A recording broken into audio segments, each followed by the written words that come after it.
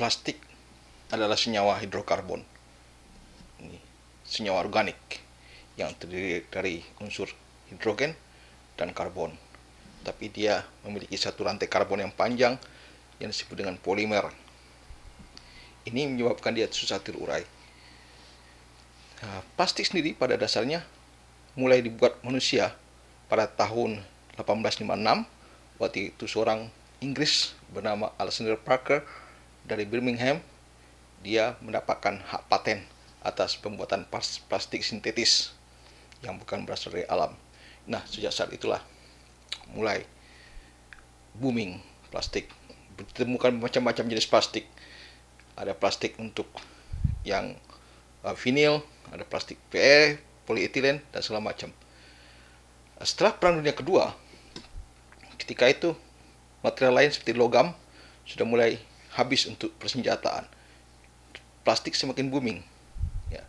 Orang membuat plastik untuk bermacam-macam keperluan, untuk piring hitam, untuk kaset, pita kaset. Zaman dulu ada pita kaset untuk dengar musik, itu menggunakan plastik semua. Nah, plastik sendiri akhirnya booming, dan terus Indonesia menurut data terakhir tahun 2010 itu memproduksi sekitar 3,2 juta ton plastik per tahun, dan jumlahnya meningkat terus sampai kabarnya terakhir 53 juta ton per tahun. Itu data Departemen Keuangan. Nah, plastik bahannya disenangi orang karena harganya murah, terus ringan, dan tahan lama, itu jelas, dan yang penting bisa didaur ulang. Itu yang menjadi nilai tambah plastik. Karena booming tersebut, maka jadi problem baru.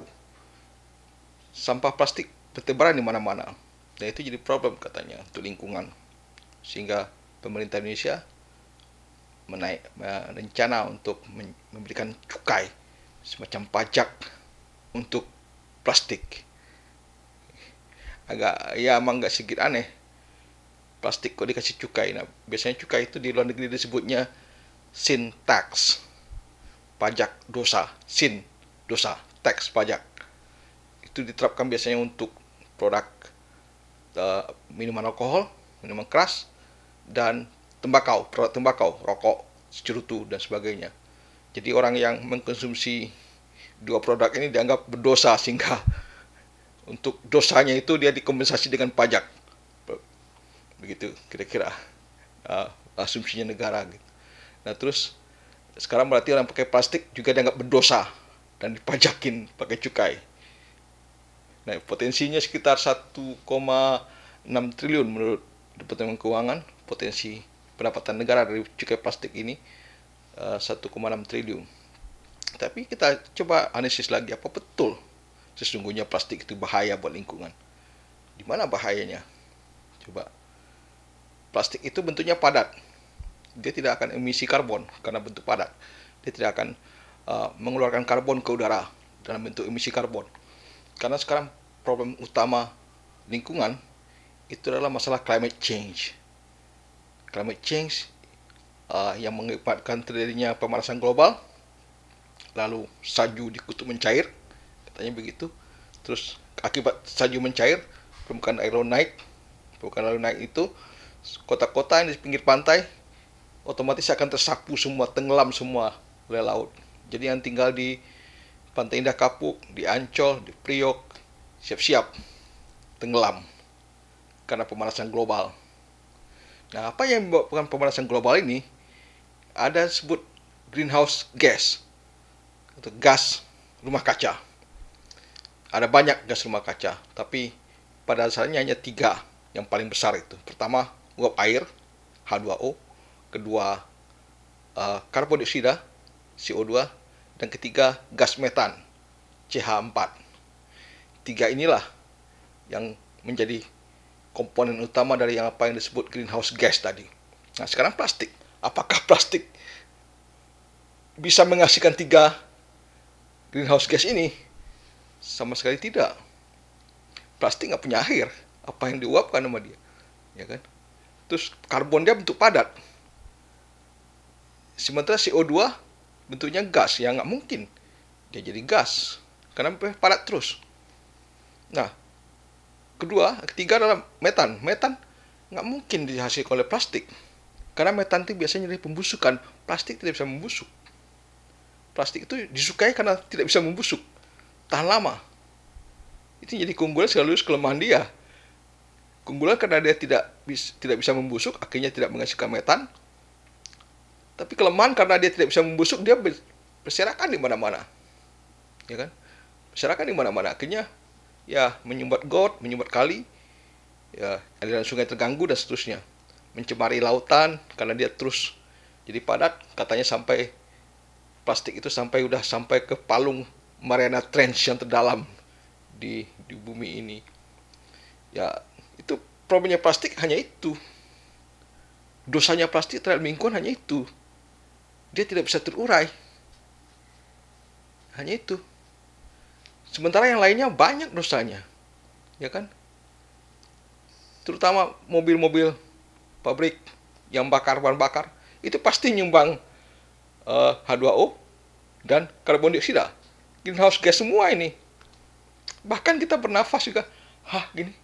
Lah ini ada uap air, ada CO2 di sini. Juga ada bau jengkol itu mungkin. Ini efek samping dari makan siang tadi. Nah, itu tadi ya rasanya nggak ada kontribusi plastik terhadap greenhouse gas. Gitu aja. Lalu kenapa dia dianggap sebagai penjahat utama?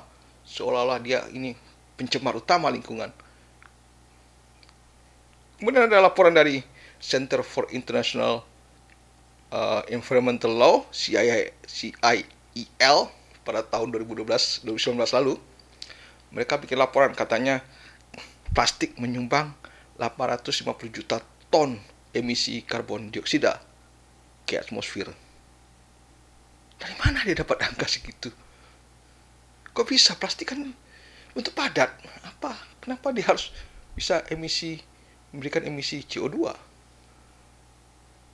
Ya, setelah dibaca lagi ternyata beberapa negara yang punya sampah plastik, mereka tidak bisa mengolahnya, tidak bisa mendaur ulang, mereka lakukan hal yang ya simple aja, dibakar aja tuh plastik supaya terurai.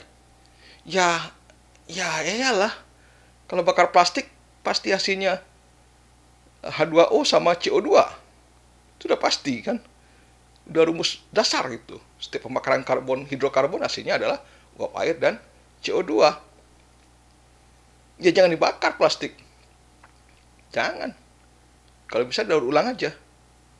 Nah, masalahnya kalau daur ulang, di Indonesia ini tak banyak pemulung yang mau ambil sampah plastik dari kresek. Mereka maunya ambil pemulung itu ngambilnya biasanya sampah plastik, botol minuman atau botol sampo atau plastik baskom mereka ngambil itu karena bisa dijual. Tapi plastik kantong belanja, plastik kresek, mereka nggak mau. Pemulung nggak mau ngambil, katanya nggak laku. Nah, itu yang jadi sampah di mana-mana. Nah, kita harus punya solusi untuk itu. Tadi dikatakan Departemen Keuangan memperkirakan ada pendapatan negara sekitar 1,6 triliun. Nah, itu bisa dipakai. Kita bisa apa? Kita bangun suatu PLTU, pembangkit listrik tenaga uap. Bahan bakarnya plastik kresek tadi nih, kumpulin plastik kresek. Bakar di sana. Ya pasti PLTU tenaga plastik ini pasti akan rugi, jelas, tapi dananya subsidi dari sana. Selesai. Ya pasti akan lebih ekonomis PLTU dengan batu bara, pasti itu udah terjamin ekonomis. Batu bara kan murah. Plastik kan harus kumpulin dulu. Ya atau bikin hibrid, ada batu bara, ada plastik juga.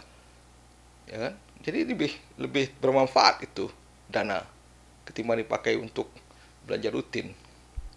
Jadi plastiknya terurai menjadi CO2 dan H2O, dan terus kita dapatkan tenaga listrik untuk energi kita. Itu satu-satunya solusi saya kira untuk plastik. Jadi jangan dimusuhi plastik. Yang penting kita bisa mengolah plastik tersebut menjadi bermanfaat buat kita semua. Demikian. Terima kasih dan sampai jumpa di video berikutnya.